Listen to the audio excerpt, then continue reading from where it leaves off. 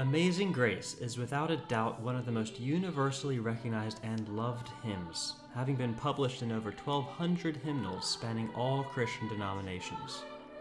It has only existed in the form we know since 1835, but the text, by Anglican poet and clergyman John Newton, was written in 1773. Before becoming a member of the clergy, John Newton led a life characterized by unremitting disobedience. After being discharged from the Royal Navy for desertion, he was traded to a slave ship crew. Here he gained a reputation for being so profane and irreverent as to offend even his fellow sailors. When faced by a particularly violent storm, though, Newton cried out, "Lord, have mercy upon us." Though his conversion was not immediate, this experience did lead to him questioning his relationship with God and wondering if there was a chance at redemption given his life up to that point. Around 1750, Newton gave up sailing for good and dedicated himself to the study of Latin, Greek, and theology. After sharing the story of his conversion experience, he was offered the curacy of Olney in Buckinghamshire in 1764. It was here he met William Cowper, and together they set out to write a new hymn for every Sunday gathering of the small town. Amazing Grace was written in late 1772 for use on January 1st, 1773. It is unknown what music, if any, it was set to. It's just as possible that it was simply chanted by the congregation. There are 2 verses found in the original that are not commonly sung in modern versions. "Yes, when this flesh and heart shall fail, and mortal life shall cease, I shall possess within the veil a life of joy and peace. The earth will soon dissolve like snow, the sun forbear to shine, but God who called me here below will be forever mine." The main cause for its popularity in the United States was the Second Great Awakening in the early part of the 19th century, a Protestant religious revival that saw an increase in religious fervor that accompanied the westward expansion of the frontier. The increasing popularity of Amazing Grace, coupled with the advent of shape-note songbooks, led to the pairing of the hymn with the tune New Britain in 1835 that we sing today. Prior to this, the only other known tune would have been Hephzibah, which would have sounded like this. Amazing grace, how sweet the sound that saved a wretch like me. I once was lost, but now am found. I once was lost, but now am found. Was blind, but now I see. Was blind, but now I see.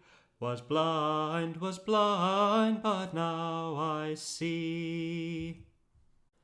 The tune New Britain stuck, thanks to publications of the singing books including the pairing, but the hymn was not quite the version we know now.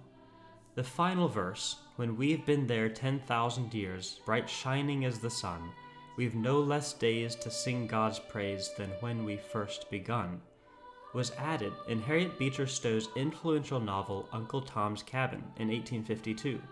This verse had been passed down orally through the African American community over the previous 50 years, but once added to Newton's original poem, it stuck. Today, the U.S. Library of Congress has a collection of over 3,000 recordings of Amazing Grace, and with its inclusion in almost every major hymnal across all denominations, it has certainly become one of the most well-known hymns of all time. Please join us in singing Amazing Grace together.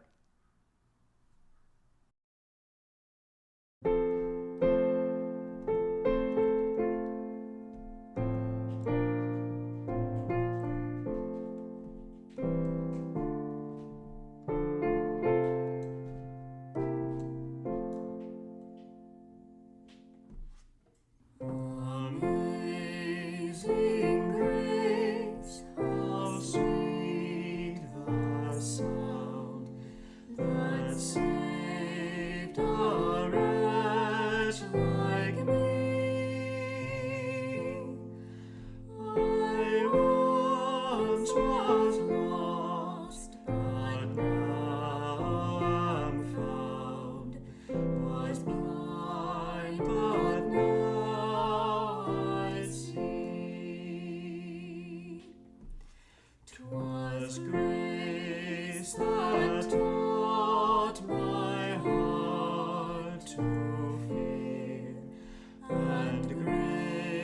my fears relieved. How precious did that grace appear, the hour I first believed. The Lord has promised good to me.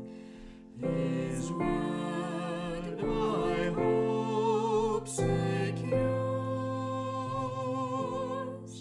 He will my shield and portion be, as long as life endures. Through